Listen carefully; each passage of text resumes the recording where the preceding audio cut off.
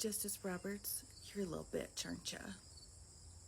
We know you've got a problem with women who are intelligent, and that's fine. Because it seems like all of the smoke and mirrors that you showed us regarding your middle of the road stances disappeared as soon as Justice Breyer stepped down from the court. Let's get into it.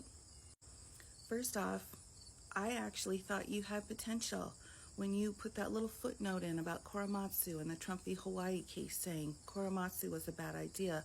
I thought maybe there's still hope for this jerk face. But I was wrong, as were most people. So let's talk about Dobbs. What's so interesting about the Dobbs case is that that was where your true colors started to really show when it came to being dismissive, mansplaining, and being a total sexist jerk to any of the women on the court. I love how you set out how the dissenters in that decision were just blowing things up and being too emotional in order for you to make sure that you felt nice and masculine when it came to removing rights from women. So all of your mansplaining and all of your dismissal of the concerns of the liberals along with the women of the court, great job. And classic sexist man behavior. Now, after Dobbs, we've had multiple cases where you've come down and said, I'm a middle of the road guy. Can't we all get along? Well, if you look at any of the decisions where women have been dissenting against your decision, you are so demeaning and you are so rude and you are so jerk-faced to these ladies. So we've got only women on the court now, with the exception of Justice Barrett, although she's kind of a wild card, that are going to call you out on your bullshittery.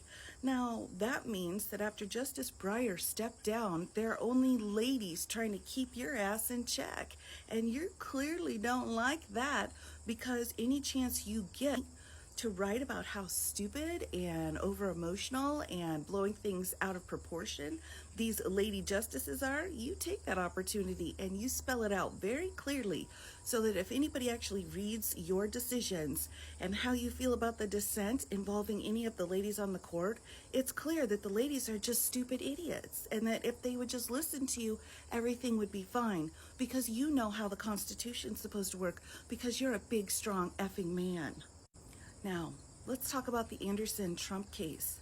That was you putting on your crown and declaring yourself king. That was you taking a moment and saying, I finally have the power. There is no man on the Supreme Court to try to keep me in check and tell me that I'm being an asshole. So I'm going to do whatever I want. So congratulations on your title of King of the United States, Roberts. Now we could talk about the Fisher case, which was a Jan 6 case in which you played a pretty prominent role in how that was going to be written and explained to the American public regarding what happened there. But I think more importantly, we need to take a moment and focus how you almost single-handedly decided to give unlimited genie power to the President of the United States, because in the end, you feel you're so special and important that it should be up to you whether or not the President is above the law, which of course you've decided that he is in certain situations, but you didn't clarify anymore. Why? Why do we not know exactly how presidential immunity works? Because you decided to leave that door open, because you personally want to micromanage the heck out of every single thing that comes up regarding a United States president. So no matter what decision happens at the lower courts, you're going to get to hear it every step of the way, because you decided you want to be the one to shape this kind of doctrine. Good for you. Now, there have been some memos leaked to the New York Times regarding all of your backdoor, backroom shenanigans, and everyone's like, oh, look at how Roberts is manipulating everything. Well, clearly, you're getting a little bit sloppy.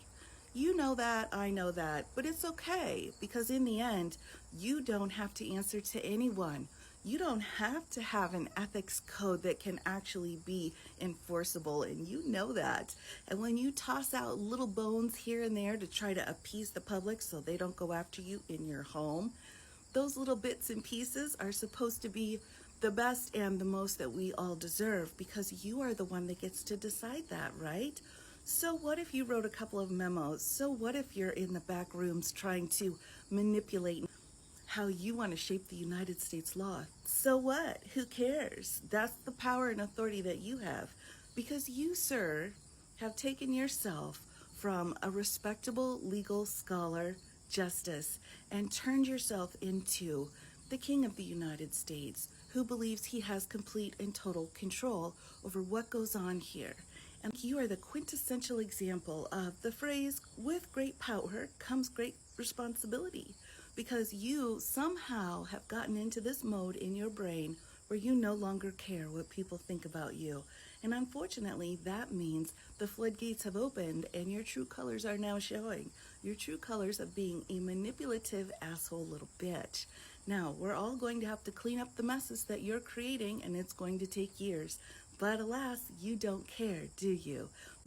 Would I recommend you watching how you sent your memos out in the future so that people don't actually see your manipulative bullshit?